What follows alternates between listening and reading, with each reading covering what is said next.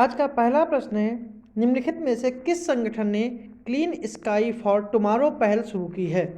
विश्व बैंक, नीति आयोग, विश्व आर्थिक मंच या फिर संयुक्त राष्ट्र? जो इसका सही जो आंसर है वो आपका है सी ऑप्शन, विश्व आर्थिक मंच। विश्व आर्थिक मंच ने ही इस क्लीन स्काई फॉर टुमारो पहल शुरू की है। और यह जो पहल जो है वह जो है शुद्ध शून्य उत्सर्जन की ओर बढ़ाया गया कदम है। यह सतत विमानन ईंधन यानी SAF के उपयोग में तेजी लाकर किया जाएगा, इसलिए इसका सी ऑप्शन जो है वो सही है। अगला प्रश्न है, मई 2023 में निम्नलिखित में से किस देश में 7वें बंदरगाह का उद्घाटन किया गया? मालदीव, म्यांमार, बांग्लादेश या फिर ईरान? जो इसका सही जो आंसर है वो आपका है बी ऑप्शन, म्यांमार। हाल ही में म्यांमार और भारत ने संयुक्त रूप से म्यांमार के रखाइन राज्य में, राज्य का नाम है रखाइन राज्य में 7वें पत्तन का लोकार्पण किया, जो राज्य की स्थानीय अर्थव्यवस्था में योगदान को देखते हुए द्विपक्षीय और क्षेत्रीय व्यापार को बढ़ाने में कदम साबित होगा। अगला प्रश्न है, खोरम शहर बैलिस्टिक मिसाइल का संबंध किस देश से है? ईरान, तुर्कमेनिस्तान, तुर्कमेनिस्तान, पाकिस्तान और अजरबैजान? इसका जो सही जो आंसर है वो आपका है ए ऑप्शन, ईरान। ईरान ने अपनी तरल ईंधन वाली खोर्रम शहर मिसाइल जो है वो बैलिस्टिक मिसाइल की चौथी पीढ़ी लॉन्च की, जिसका नाम जो है बैलिस्टिक मिसाइल का खैबर है।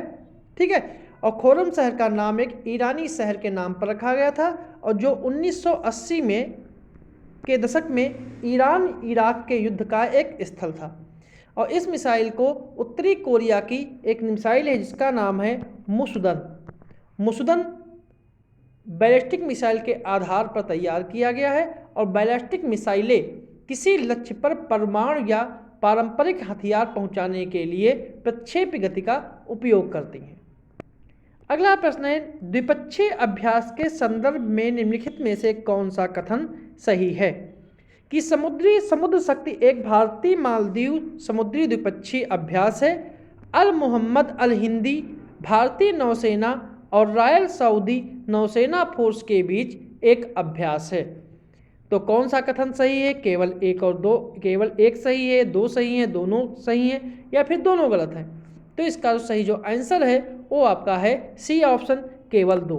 मतलब केवल दो ऑप्शन जो है वो सही है, पहला कथन है वो गलत है, क्योंकि यह जो है भारत और मालदीव के बीच समुद्र शक्ति अभ्यास नहीं है। समुद्र शक्ति अभ्यास जो 2023 में हुआ था, यह जो है भारत और इंडोनेशिया के बीच है, ना कि मालदीव के बीच। और इस अभ्यास में चेतक हेलीकॉप्टर और पनडुब्बी रोधी युद्धक INS कावारत्ती भी शामिल हुए थे। और भारतीय नौसेना और अल मोहम्मद अल हिंदी 2023 जो है, ठीक है, वो दूसरा संस्करण सऊदी अरब में आयोजित किया गया था। अगला प्रश्न है, गेक्को मिजोरमेसिस एक प्रजाति जो भारत म्यांमार सीमा पर पाई गई है वह है चमगादड़, मेढक, छिपकली या फिर मकड़ी? गेक्को मिजोरमेसिस क्या है?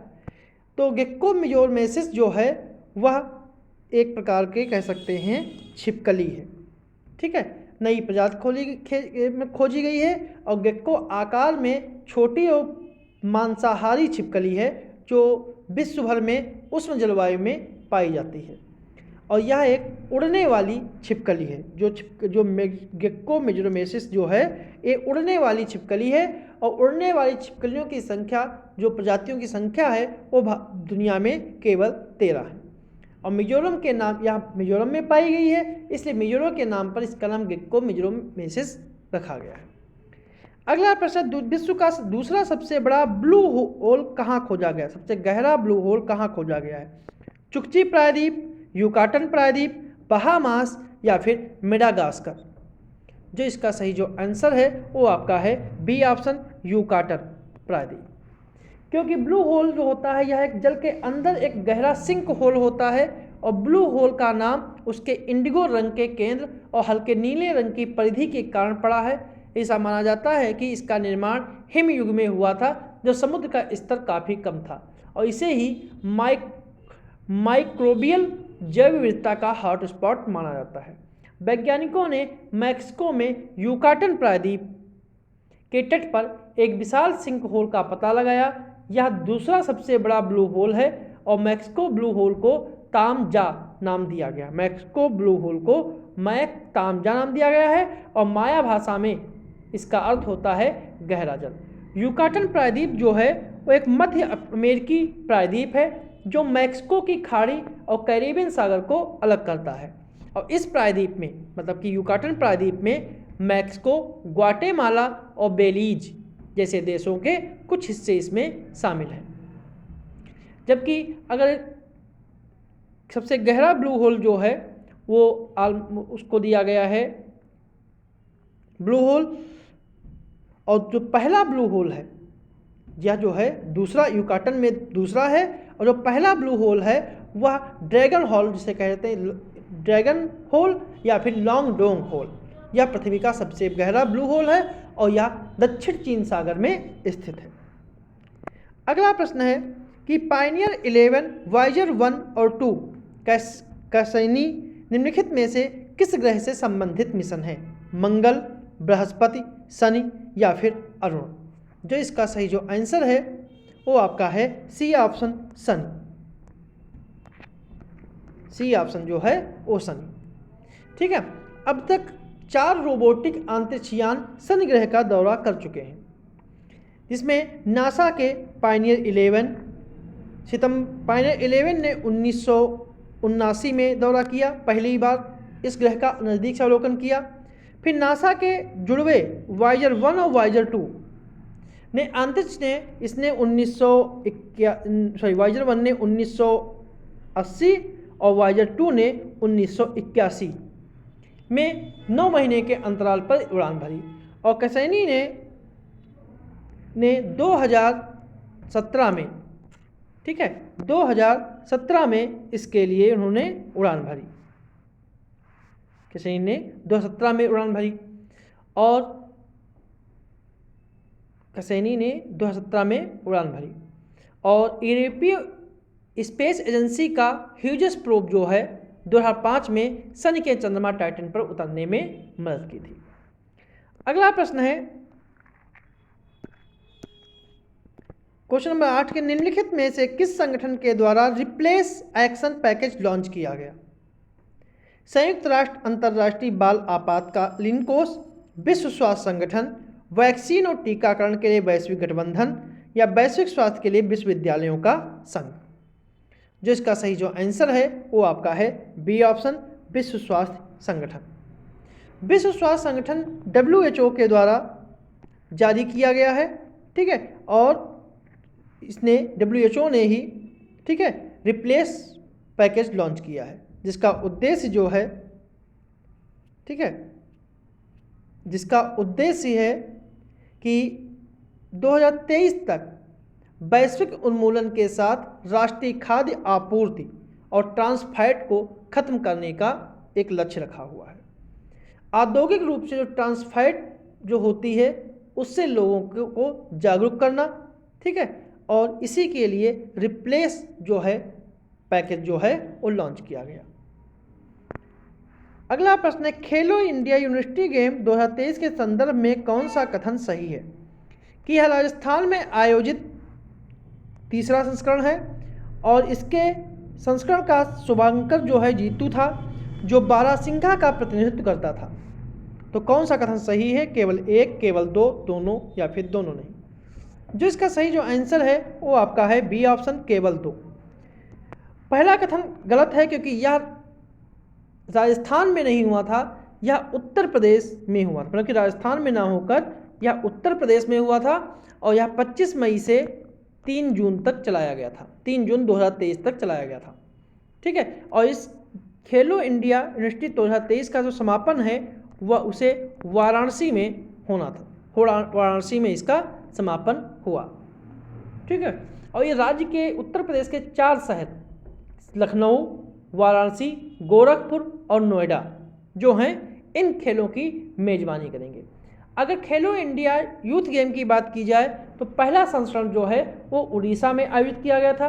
दूसरा जो है 2022 में बेंगलोर में आयोजित किया गया था और 21 बेंगलोर कर्नाटक में होना था, लेकिन 2021 से 22 में कोविड के कारण से स्थगित कर दिया गया था। अगला प्रश्न है, भारत इजराइल जल प्रौद्योगिकी केंद्र स्थापित किया जाएगा। IIT Madras, IIT Roorkee, IISc Bangalore और IIT दिल्ली। तो इसका सही जो आंसर है वो आपका है A option, IIT Madras. Bharat Israel जल प्रौद्योगिकी केंद्र जो है मद्रास के IIT मद्रास के माध्यम से भारत और इजराइल सरकार की एक संयुक्त पहल है। इसे IIT मद्रास में जल संसाधन प्रबंधन एवं जल प्रौद्योगिकी के विकास के लिए स्थापित किया जाएगा और इजराइल भारत का रणनीतिक साझेदार और एकीकृत जल संसाधन प्रबंधन में एक वैश्विक अग्रणी देश है।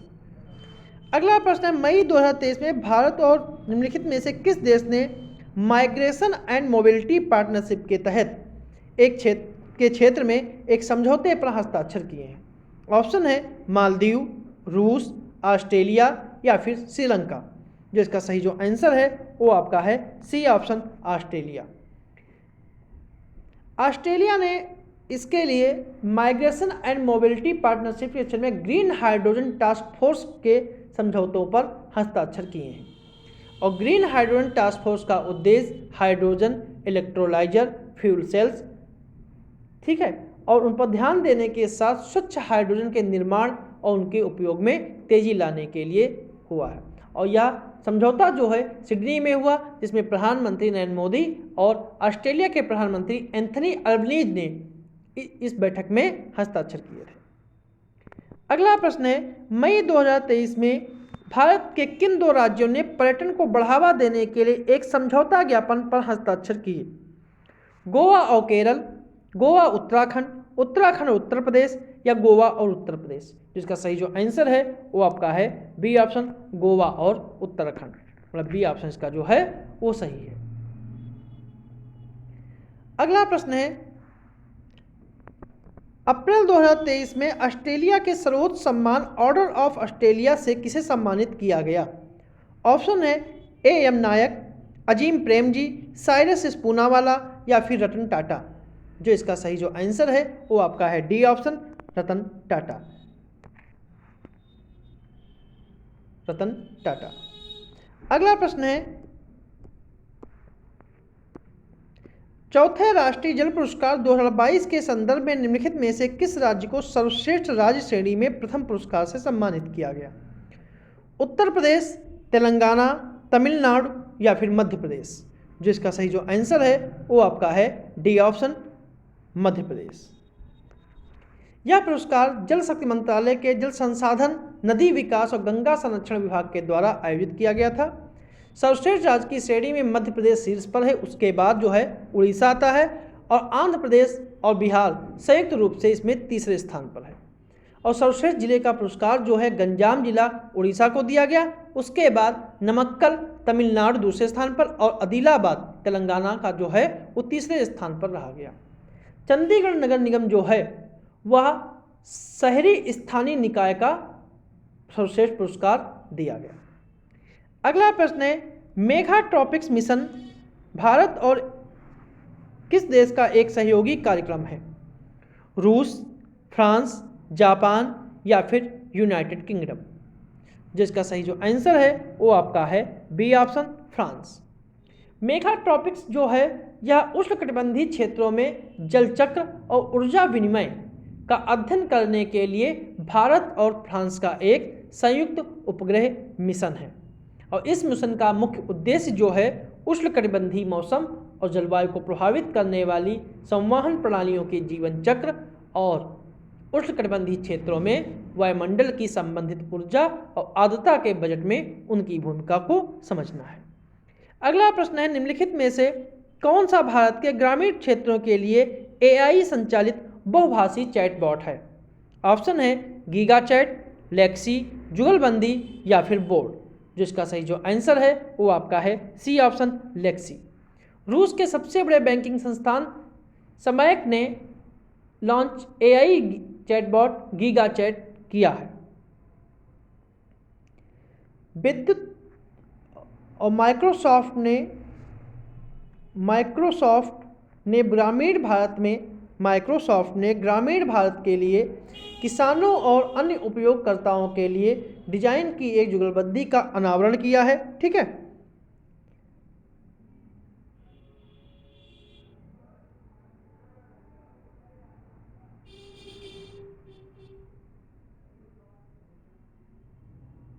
जुगलबंदी का अनावरण किया है।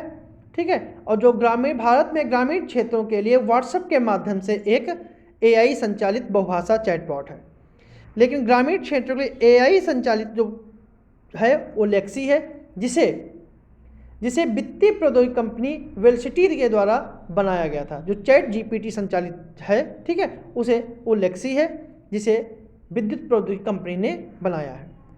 अगला प्रश्न है, निम्नलिखित में से किस देश की सहायता के लिए भारत सरकार के द्वारा ऑपरेशन करुणा शुरू किया गया?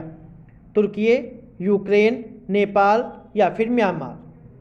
जो इसका सही जो आंसर है वो आपका है डी ऑप्शन म्यांमार।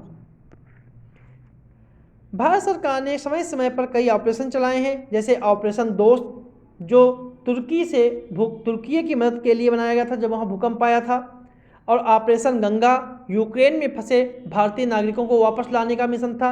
ऑपरेशन मैत्री जो 2015 में नेपाल भारत के बीच जो सशस्त्र बल गए थे जो नेपाल में भूकंप आया था।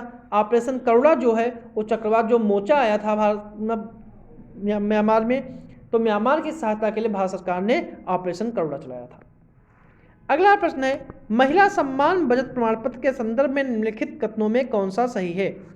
कि यह योजना का कार्यकाल 1 वर्ष का है, जिसमें महिलाओं को उनकी बचत पर 7.5% ब्याज दिया जाएगा और खाता खोलने की तारीख से 1 वर्ष के बाद शेष राशि का 80% निकाला जा सकता है। तो कौन सा कथन सही है?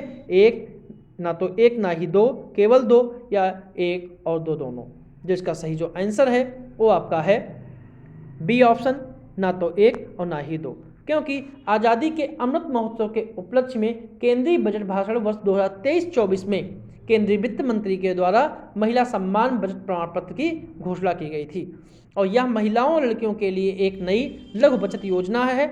यह योजना भारतीय डाकघर द्वारा पेश की गई थी और पूरे भारत में किसी भी डाकघर में इसका लाभ उठाया जा सकता है। यह अप्रैल 2023 से 2025 तक 2 वर्षों के लिए उपलब्ध एक योजना है, एक मुफ्त योजना है, इसलिए यह कथन जो है वो गलत है।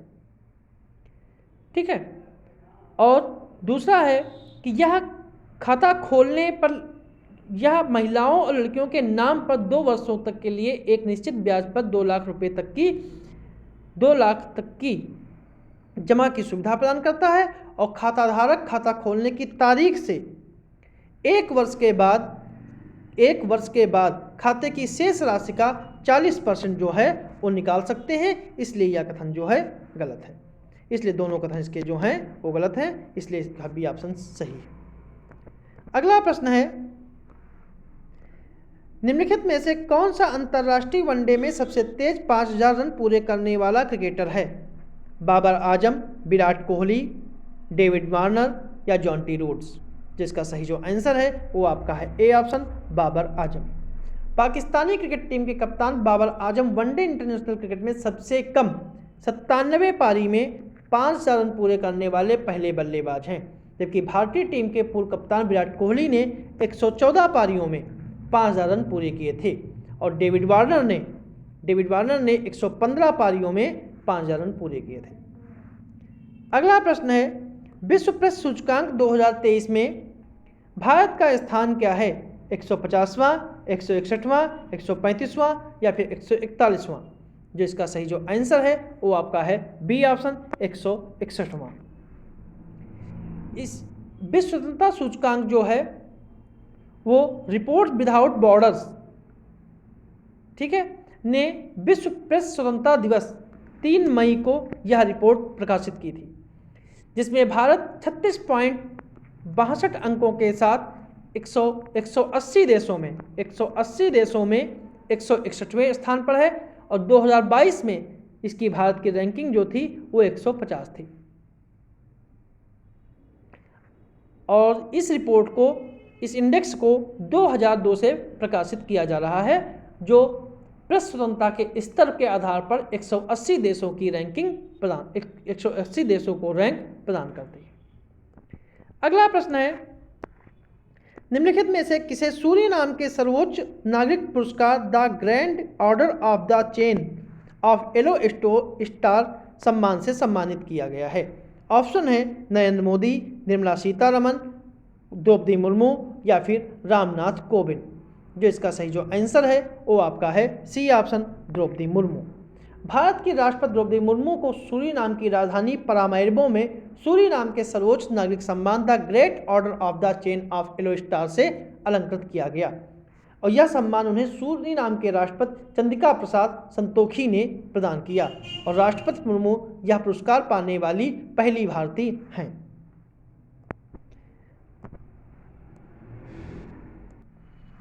अगला प्रश्न है कि निम्नलिखित में से किसने finance ministers of India from independence to emergency 1947 to 1977 पुस्तक लिखी?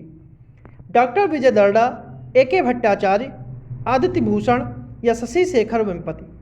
और किसने यह पुस्तक लिखी है?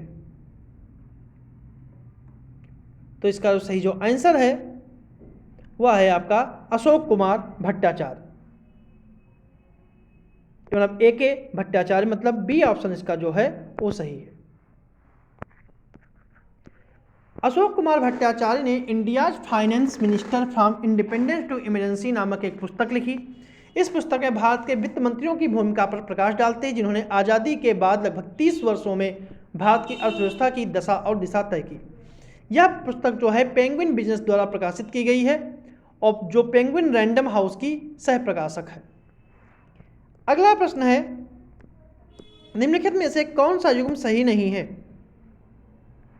विश्व पर्यावरण दिवस 5 जून, विश्व बाल श्रम निषेध दिवस 12 जून, विश्व हाइड्रोग्राफी दिवस 21 जून और विश्व औषध दिवस 24 जून। जो कौन सा जो है वो सही सुमेलित नहीं है, ये बताना है। कौन सा जो है वो सही सुमेलित नहीं है?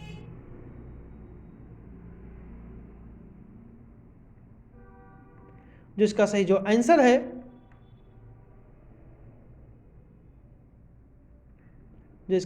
आंसर है वो आपका है डी ऑप्शन, विश्व औषध दिवस। विश्व पर्यावरण दिवस जो है 5 जून को मनाया जाता है पर्यावरण की रक्षा के लिए, जागरूकता और कार्यवाही को प्रोत्साहित करने के लिए। बाल श्रम निषेध दिवस जो है वो 12 जून को ही मनाया जाता है। विश्व हाइड्रोग्राफी दिवस जो है वह 21 जून को मनाया जाता है, 21 जून को मनाया जाता है। जबकि विश्व औषध दिवस जो है वो 26 जून को मनाया जाता है, ना कि 24 जून को। 26 जून को मनाया जाता है, इसलिए यही कथन जो था वो गलत था और सही ऑप्शन भी यही होगा। अगला प्रश्न है, निम्नलिखित में से कौन सा देश आर्टेमिस समझौते से संबंधित नहीं है? यूनाइटेड किंगडम, भारत, ऑस्ट्रेलिया या फिर रूस? इसका सही जो आंसर है वो आपका है डी ऑप्शन, रूस।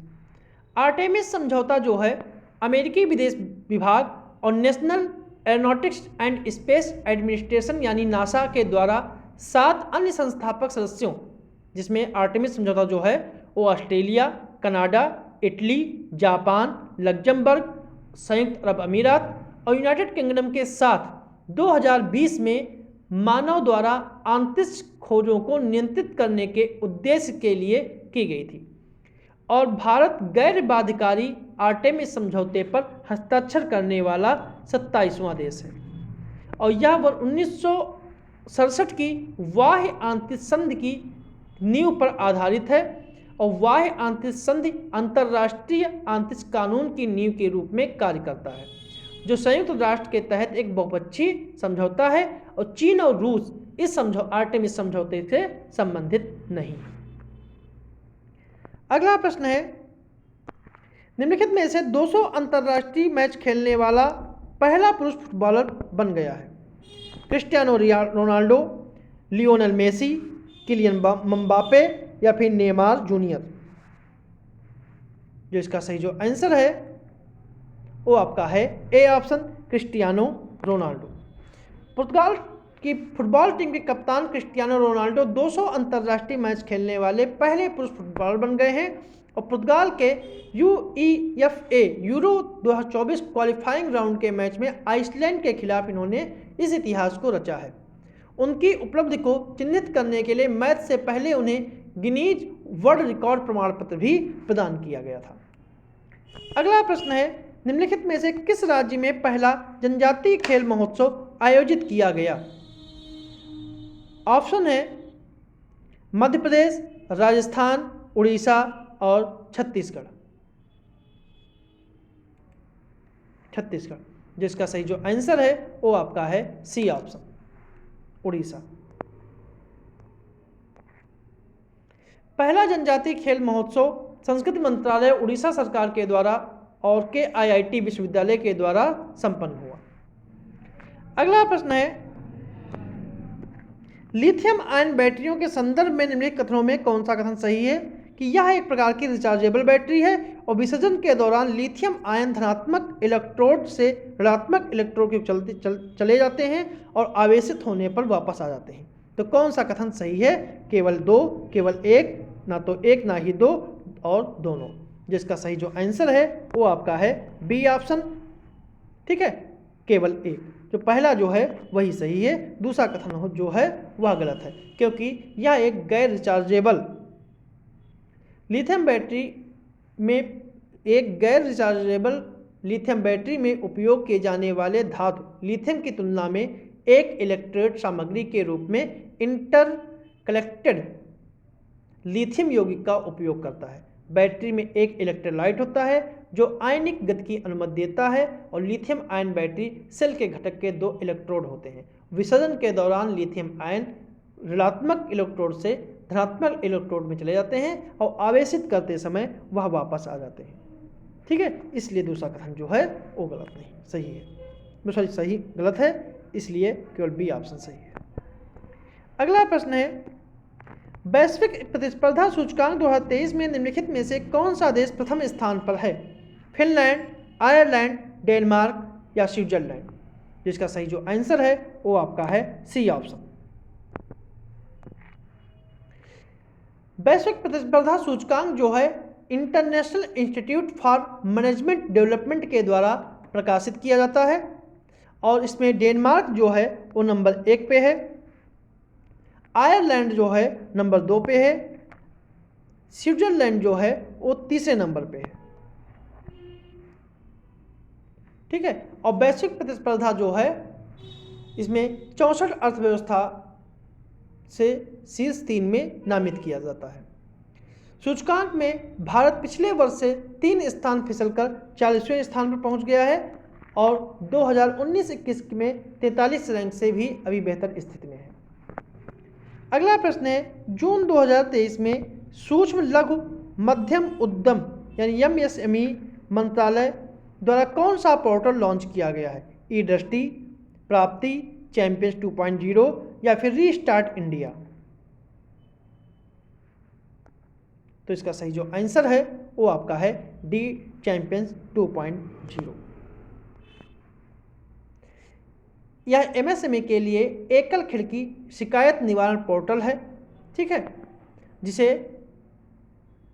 सूक्ष्म लघु मध्यम मंत्रालय के द्वारा, मध्यम उद्यम मंत्रालय के द्वारा लॉन्च किया गया है।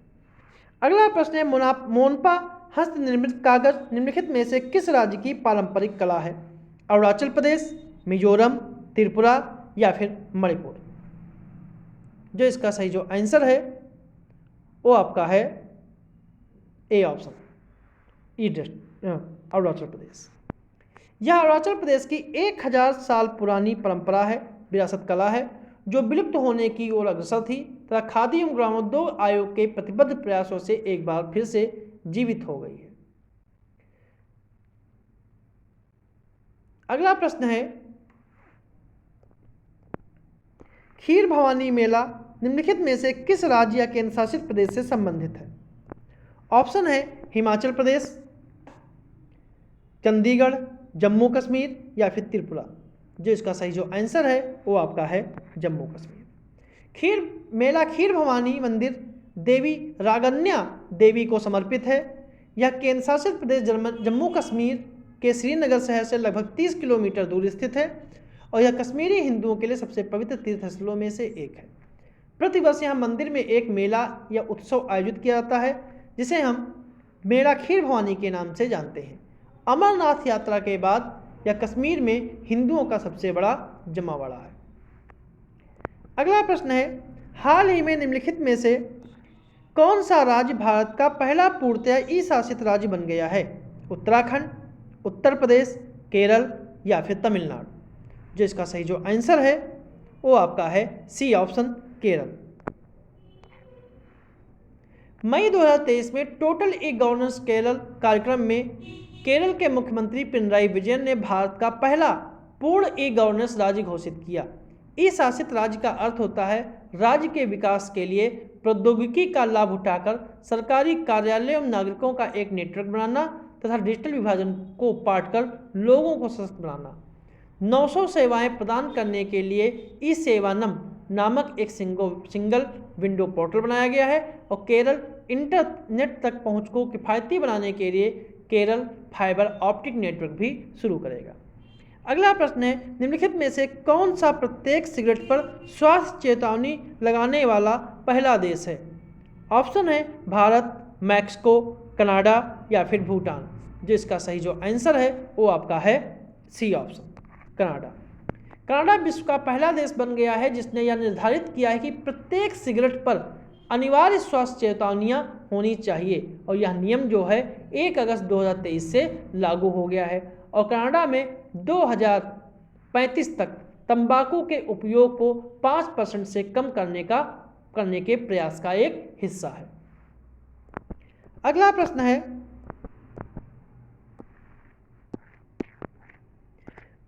कखोवका बांध के संदर्भ में निम्नलिखित में से कौन सा कथन सही नहीं है?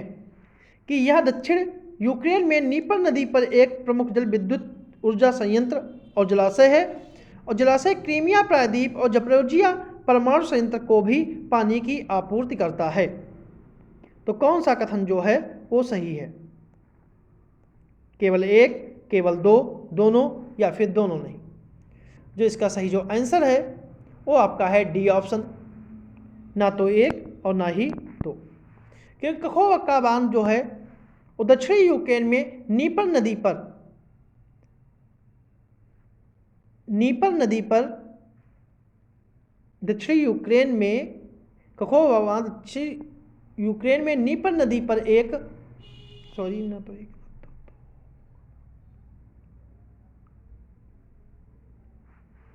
क्वेश्चन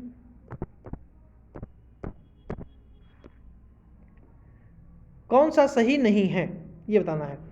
तो यह दक्षिणी तो इसका दोनों कथन जो है डी ऑप्शन सही है क्योंकि ना तो पहला कथन और ना ही दूसरा कथन सही नहीं है क्योंकि दोनों कथन जो हैं वो सही हैं।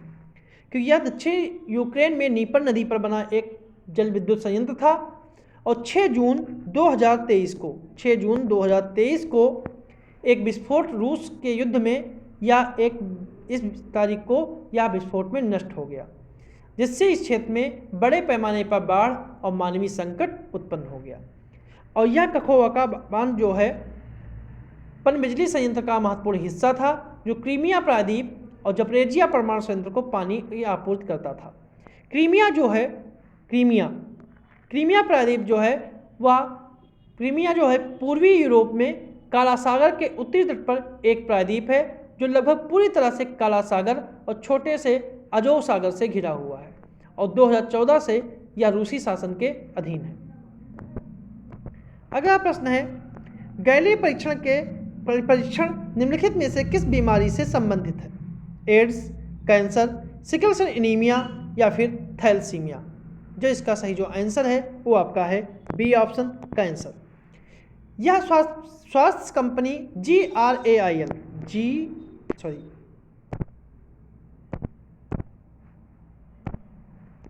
GRAIL, ग्रेल स्वास्थ्य सेवा कंपनी ग्रेल के द्वारा प्रदान किया जाता है।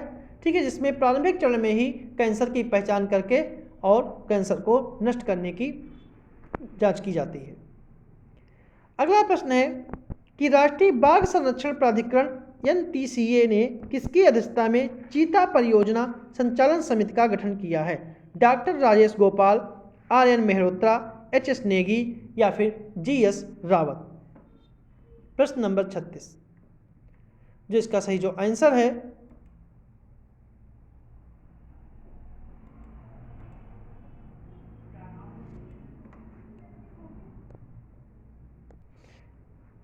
इसका सही जो आंसर है वो आपका है A option, doctor Rajesh Gopal. A option का जो है वो सही है। अगला प्रश्न है, हेलमंद नदी बहती है तुर्की, इराक, अफगानिस्तान और पाकिस्तान। तो इसका सही जो आंसर है वो आपका है सी ऑप्शन, अफगानिस्तान। हेलमंद नदी जो है अफगानिस्तान और दक्षिणी पश्चिमी अफगानिस्तान और पूर्वी ईरान में लगभग 1150 किलोमीटर लंबी नदी है। हेलमंद नदी को लेकर अफगानिस्तान और ईरान के बीच, ठीक है, काफ़ी विवाद रहा है। और यह नदी जो है अफगानिस्तान में हिंदुकुश पहाड़ों से निकलती है और ईरान के साथ सीमा पर हेलमंद दलदल में मिलने से पहले आधे से अधिक लंबाई में दक्षिण पश्चिम में बहती रहती है, इसी को लेकर अफगानिस्तान और ईरान में विवाद चल रहा है। अगला प्रश्न है, मेयोन ज्वालामुखी निम्नलिखित में से किस देश में स्थित है? ऑप्शन है तंजानिया, सिसिली, इंडोनेशिया या फिर फिलीपींस।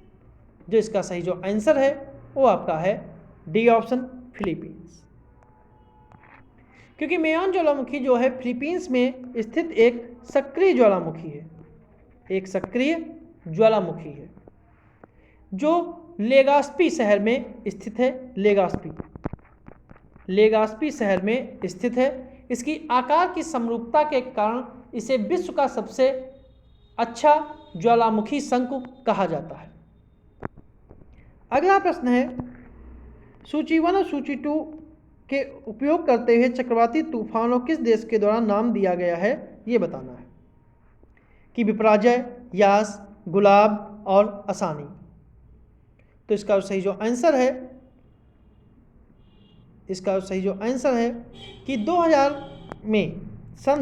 में संगठित हिंद महासागर क्षेत्र के 8 देश, जिसमें बांग्लादेश, भारत, मालदीव, म्यांमार, ओमान, पाकिस्तान, श्रीलंका और थाईलैंड, ठीक है, 8 देश एक साथ मिलकर आने वाले चक्रवातों के नाम तय करते हैं। और यह सूची प्रत्येक राष्ट्र द्वारा प्रस्ताव प्रस्तुत करने के बाद पैनल ऑफ ट्रॉपिकल साइक्लोन विस्तार कर जो है वही नाम प्रदान करता है। और वर्ष 2018 में 5 देश, जिसमें ईरान, कतर, सऊदी अरब और संयुक्त अरब अमीरात और यमन को भी शामिल किया गया। जो ये तूफान आए हैं, जिसे विपराजय जो है उसे विपराजय तूफान को बांग्लादेश ने नाम दिया, यास को यमन ओमान ने नाम दिया, गुलाब जो है उसे पाकिस्तान ने नाम दिया, आसानी जो है उसे श्रीलंका ने नामकरण किया। तो ये था सही सुमेलन, ठीक है। अगला प्रश्न है, ट्रेन टकराव में शून्य दुर्घटना के लक्ष्य को प्राप्त करने के लिए भारतीय अनुसंधान अभिकल्प एवं मानक संगठन के द्वारा विकसित एक टकरावरोधी प्रणाली है। कवच, अंगरक्षी, सुरक्षा या फिर साधना। जो इसका सही जो आंसर है वो आपका है कवच।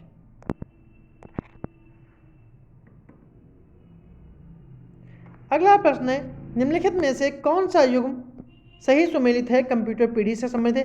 प्रथम पीढ़ी ट्रांजिस्टर, तृतीय पीढ़ी एकीकृत सर्किट, चतुर्थ पीढ़ी कृत्रिम बुद्धिमत्ता, पांचवी पीढ़ी वैक्यूम ट्यूब।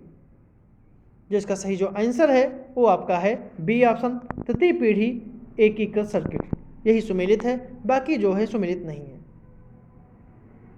क्योंकि प्रथम पीढ़ी के कंप्यूटर जो हैं इनका कार्यकाल जो है 1940 से लेकर 56 तक रहा है।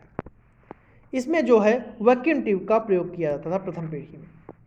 दूसरी पीढ़ी का कार्यकाल जो है 56 से 63 रखा है और इसमें ट्रांजिस्ट तकनीक का प्रयोग किया गया था। और तीसरी पीढ़ी की बात की जाए तो ट्रांजिस्टर के उपयोग को एकीकृत परिपथ के रूप में बदला गया, जिसमें कंप्यूटर की कुशलता और अधिक बढ़ा दिया गया और उनका आकार भी कम हो गया। अगर चतुर्थ पीढ़ी की बात की जाए तो इस पीढ़ी में बहुत बड़े पैमाने पर एकीकृत सर्किट और सिंपली माइक्रो प्रोसेसर का उपयोग किया गया, जिसमें माइक्रोचिप का प्रयोग किया गया। ठीक है। और पांचवी पीढ़ी जो है वो आपकी कृत्रिम बुद्धिमत्ता पर आधारित है, इसलिए इसका सही आंसर जो है वो सी ऑप्शन। अगला प्रश्न है, मेलवेयर के संदर्भ में कौन सा कथन सही है? कि इस मेलवेयर जो है वह स्पाईवेयर दुर्भावना युक्त पूर्ण सॉफ्टवेयर है जो किसी डिवाइस में घुसपैठ करता है, व्यक्तिगत डाटा एकत्र करता है और रैनसमवेयर पहुंच बहाल करने के लिए भुगतान की मांग में पीड़ित की महत्वपूर्ण फाइलों को एन्क्रिप्ट करता है। यदि फिरौती का भुगतान किया जाता है तो रैनसमवेयर पीड़ितों को एक डिस्क्रिप्शन कुंजी प्राप्त होती है। तो कौन सा कथन सही है? केवल एक, दोनों, केवल दो या फिर दोनों नहीं। जिसका सही जो आंसर है वो आपका है बी ऑप्शन। इसके दोनों कथन जो हैं वो सही हैं। अगला प्रश्न है,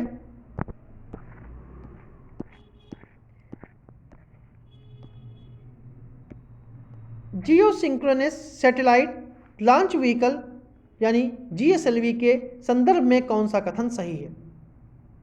GSLV MK3 इसरो द्वारा बनाया गया एक हैवी लिफ्ट प्रक्षेपण यान है जिसे चंद्रयान प्रथम के उपग्रह को विमोचित करने के लिए चुना गया था और वाहन में एक क्रायोजेनिक उपचरण और एक कोर तरल बूस्टर और 2 ठोस स्ट्रैप ऑन है। कौन सा कथन सही है? केवल एक, केवल दो, दोनों या फिर दोनों नहीं। जो इसका सही जो आंसर है वो आपका है बी, केवल दो। क्योंकि GSLV MK3 जो है यह इसरो के द्वारा बनाया गया था, एक हैवी लिफ्ट प्रक्षेपण यान है, लेकिन इससे चंद्रयान 1 उपग्रह को नहीं भेजा गया था। इसके द्वारा चंद्रयान 2 को भेजा गया था, इसलिए पहला कथन जो है वो सही है। जबकि चंद्रयान प्रथम की बात की जाए तो चंद्रयान प्रथम यान जो है वो PESLV XL रॉकेट का प्रयोग किया गया था। अगला प्रश्न है, विश्व का सबसे बड़ा एकल पृथ्वी अवलोकन कार्यक्रम कॉपरनिकस संबंधित है राष्ट्रीय वैमानिकी एवं अंतरिक्ष प्रशासन यानी NASA, Japan aerospace exploration agency JAXA, यूरोपीय अंतरिक्ष एजेंसी ESA और चौथा है भारतीय अंतरिक्ष अनुसंधान संगठन इसरो। जो इसका सही जो आंसर है वो आपका है सी ऑप्शन। कॉपरनिकस जो है वो है आपका सी ऑप्शन। यूरोपीय अंतरिक्ष एजेंसी और यूरोपियन आयोग की साझेदारी से दुनिया का सबसे बड़ा एकल पृथ्वी अवलोकन कार्यक्रम जो है वो कॉपरनिकस है। अगला प्रश्न है, निम्नलिखित में से किस देश ने विश्व का पहला क्वांटम संचार उपग्रह विमोचित किया? रूस, जापान, इजराइल या फिर चीन? जो इसका सही जो आंसर है वो आपका है डी ऑप्शन, चीन। चीन ने गोबी रेगिस्तान में Jiuquan satellite launch centre से विश्व का पहला क्वांटम संचार उपग्रह quantum experiment at space scale या मिसियस का सफलतापूर्वक लॉन्च किया। अगला प्रश्न है, निम्नलिखित में से कौन सा मानव रहित हवाई वाहन रक्षा अनुसंधान एवं विकास संगठन DRDO द्वारा विकसित किया गया? ऑप्शन है लक्ष्य, निशांत, पंछी या फिर इंपीरियल ईगल। जो इसका सही जो आंसर है ऑप्शन है वो है 1 और 4, 1 2 3 3 4 या फिर 1 2 3 4। जो इसका सही जो आंसर है वो आपका है डी ऑप्शन, 1 2 3 4 जो हैं वो चारों। अगला प्रश्न है, निम्नलिखित में से कौन भारत की पहली स्वदेशी परमाणु संचालित बैलिस्टिक मिसाइल पनडुब्बी है? INS Khanderi, INS Arihant, INS Virat, INS किल्टॉन।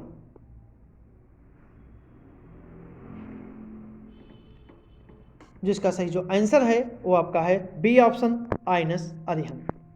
आइनस Arihant Bharat की पहली स्वदेशी परमाणु संचालित बैलिस्टिक मिसाइल सक्षम पनडुब्बी है, जिसे SSBN कार्यक्रम के तहत वर्गीकृत किया गया है। आइनस खंडेरी जो है वह दूसरी स्कॉर्पियन श्रेणी की पनडुब्बी है और टारपीडो के साथ साथ एंटी शिप मिसाइलों से हमला करने की क्षमता रखती है। आइनस विराट जो है यह 1959 में कमीशन किया गया था और भारत का सबसे पुराना विमान वाहक पोत है और इसे 2017 में सेवा मुक्त कर दिया गया। आइनस किल्टॉन जो है ये पनडुब्बी रोधी युद्धक स्टील्थ कॉर्वेट है, जिसे भारतीय नौसेना में शामिल किया गया था और यह प्रोजेक्ट 28 के तहत बनाए जाने वाले 4 कार्मोटो श्रेणी में कॉर्वेट में से यह तीसरा है। अगला प्रश्न है, निम्नलिखित में से कौन 5G तकनीक का प्रतिनिधित्व नहीं करता है? मिलीमीटर तरंग, बीम फार्मिंग, व्हाइट फाई या छोटी कोशिकाएं?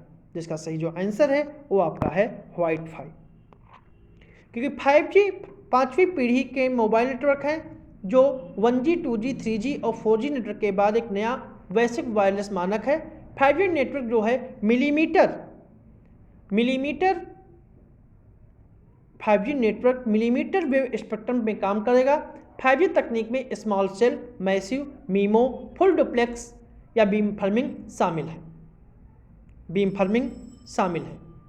Millimetre wave radio frequency spectrum का एक विशेष भाग होता है जो 24 गीगाहर्ट्ज और 100 गीगाहर्ट्ज के बीच होता है। जैसा कि नाम से पता चलता है कि इस स्पेक्ट्रम में एक छोटी सी तरंगदैर्घ्य है और अधिक गति और कम विलंबता प्रदान करने के लिए उपयुक्त है। छोटे सेल कम शक्ति वाले पोर्टेबल बेस स्टेशन हैं जिन्हें पूरे शहर में रखा जा सकता है। बीम फार्मिंग एक 5G तकनीक है जो व्यक्तिगत उपयोगकर्ताओं के लिए सबसे कुशल डेटा डिलीवरी मार्ग ढूंढती है। व्हाइट फाई जो है वह 2.4 गीगाहर्ट्ज रेडियो फ्रिक्वेंसी के विपरीत एनालॉग टीवी प्रसारण आवृत्तियों के भीतर वायरलेस नेटवर्क बनाने की विधि है, जिसका उपयोग जो है वाईफाई नेटवर्क में किया जाता है। इसलिए यह सी ऑप्शन जो है वो सही है, क्योंकि 5G तकनीक जो है वो व्हाइट फाई से संबंधित नहीं है। अगला प्रश्न है, निम्नलिखित में से कौन सा एक अम्ल नहीं है? दही, नींबू पानी, संतरे का रस या फिर सिरका? जो इसका सही जो आंसर है वो आपका है बी ऑप्शन, नींबू पानी। क्योंकि दही, नींबू का रस, संतरे का रस, सिरके का स्वाद खट्टा होता है। इन पदार्थों का स्वाद खट्टा होता है क्योंकि इनमें अम्ल होता है। ऐसे पदार्थों की रासायनिक प्रवृत्ति अम्लीय होती है। इन पदार्थों में मौजूद अम्ल प्राकृतिक अम्ल होते हैं। नींबू पानी एक क्षार है, इसका रासायनिक नाम जो है वो है कैल्शियम हाइड्रा ऑक्साइड। इसलिए जो है बी ऑप्शन जो है सही है। अगला प्रश्न है, लंदन स्मॉग या सल्फ्यूरस धुंध का मुख्य कारण क्या है? कोयला, ओजोन, नाइट्रिक अम्ल या फिर पराबैंगनी विकिरण? जो इसका सही जो आंसर है वो आपका है ए ऑप्शन, कोयला। क्योंकि लंदन स्मॉग का सबसे पहले लंदन में बना था, जब इसका दूसरा नाम सल्फरस हेज है।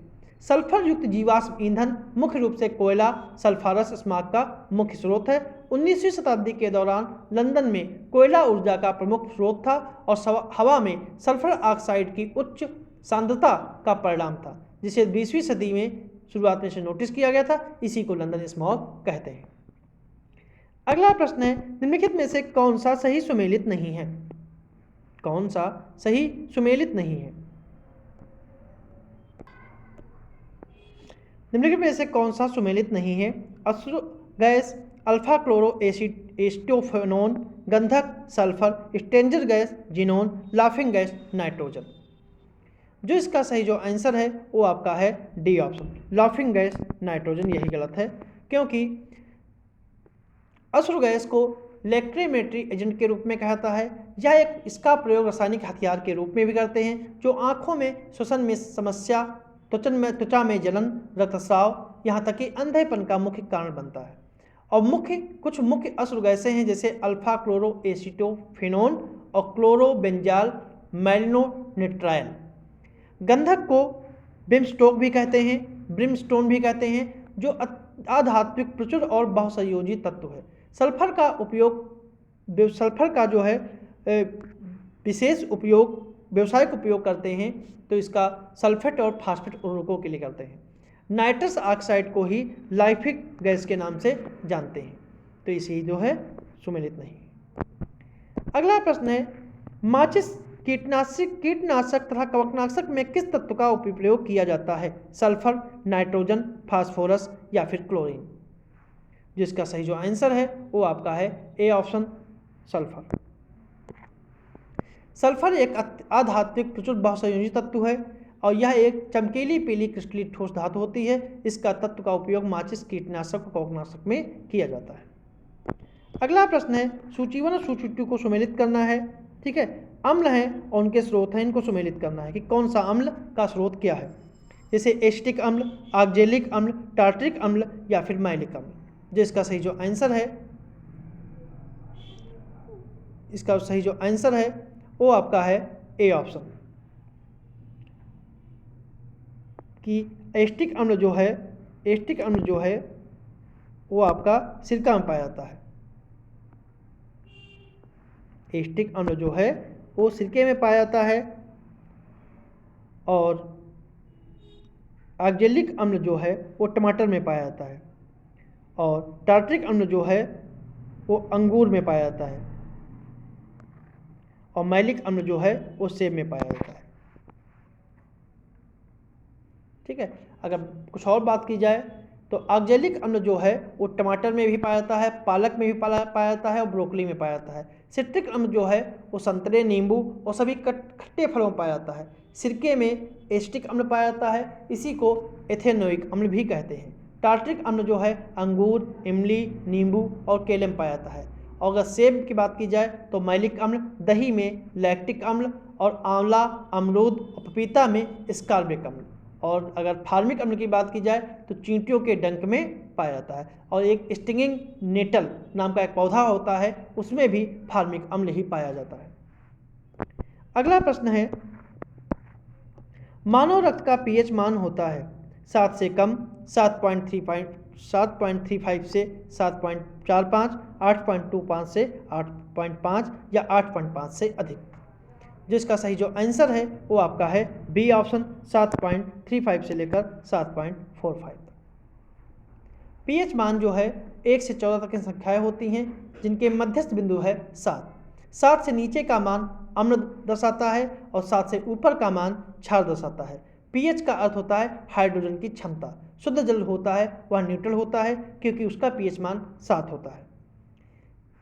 अगला प्रश्न है, कास्टिक सोडा का रासायनिक रूप है sodium bicarbonate, magnesium sulphate, copper sulphate या फिर सोडियम हाइड्रोक्साइड। जिसका सही जो आंसर है वो आपका है D option, sodium hydroxide. Caustic soda रासायनिक रूप से सोडियम हाइड्रोक्साइड होता है। मैग्नीशियम सल्फेट को एप्सम लवण के नाम से जाने जाते हैं। बेकिंग सोडा सोडियम बाइकार्बोनेट होता है और कॉपर सल्फेट को ब्लू विट्रियल यानी नीला थोथा भी कहते हैं। इसलिए इसका डी ऑप्शन सही है। तो ये थे हमारे आज के प्रश्न।